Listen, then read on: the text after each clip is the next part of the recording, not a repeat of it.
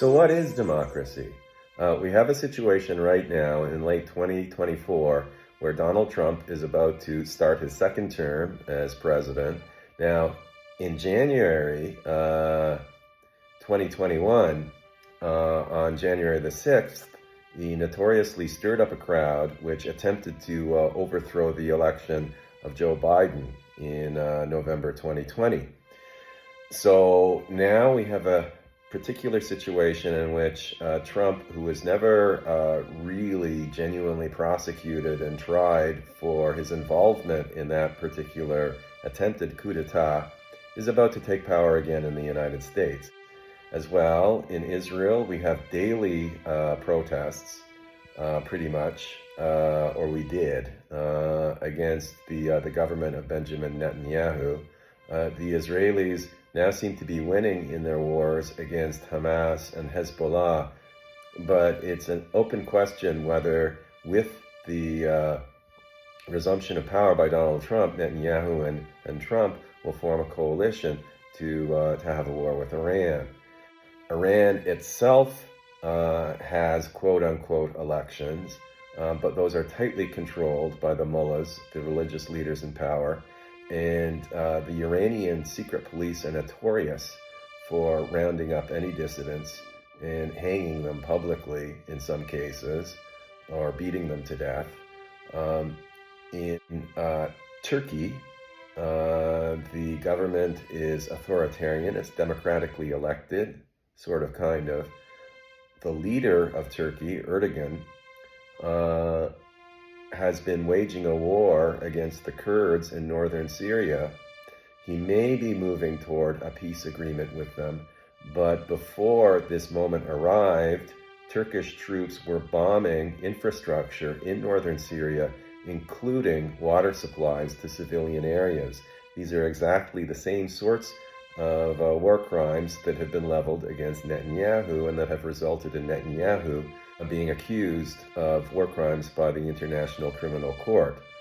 Is there a sort of a double standard here at work? Nobody is putting pressure on Erdogan to the same degree that they're putting pressure on Netanyahu. Similarly, in North Korea, the leader Kim Jong-un has sent approximately 10,000 North Korean troops to Russia to fight on its behalf against Ukraine, particularly in the Kursk region. And according to reports on Korean social media, the families of these North Korean soldiers, who of course have no interest or even comprehension of the war in Russia and Ukraine, they have been attempting to protest, but in turn they've been suppressed very thoroughly by the government, and those families have been sent away just to sort of quiet them down and allow this de facto creation of a mercenary army take place. A lot of young North Koreans are going to die as a result, fighting in a war that they barely even understand or care about. Over and over again, we see these patterns of either authoritarian regimes, outright dictatorships, or alleged democracies acting in non-democratic ways and really not caring about the opinions of their own people.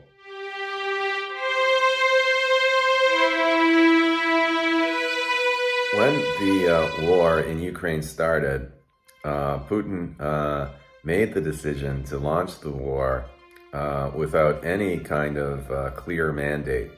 He lied to governments in the West, people in the West, saying that the massing of his own troops on the Ukrainian border was purely for exercises. It turns out he lied to many of his own troops who believed when the war began that they were involved in an exercise and didn't realize why the Ukrainians were upset at the fact that they were in Ukrainian territory, effectively fighting the first stages of a war.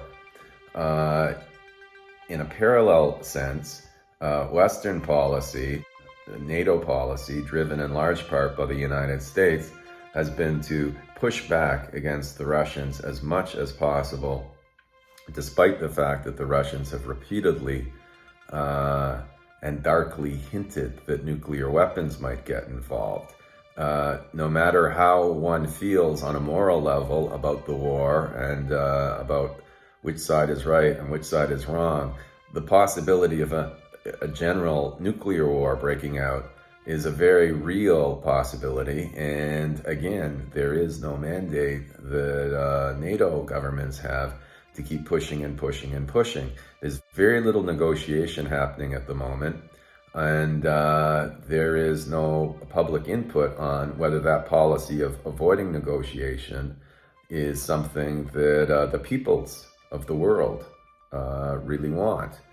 The only referendums that have taken place have been the notorious referendums in Donetsk and Luhansk, and those have been derided as sort of sham referendums used as a pretext for the Russian government to basically push through in a very rapid manner the annexation of territory that legally belongs to Ukraine.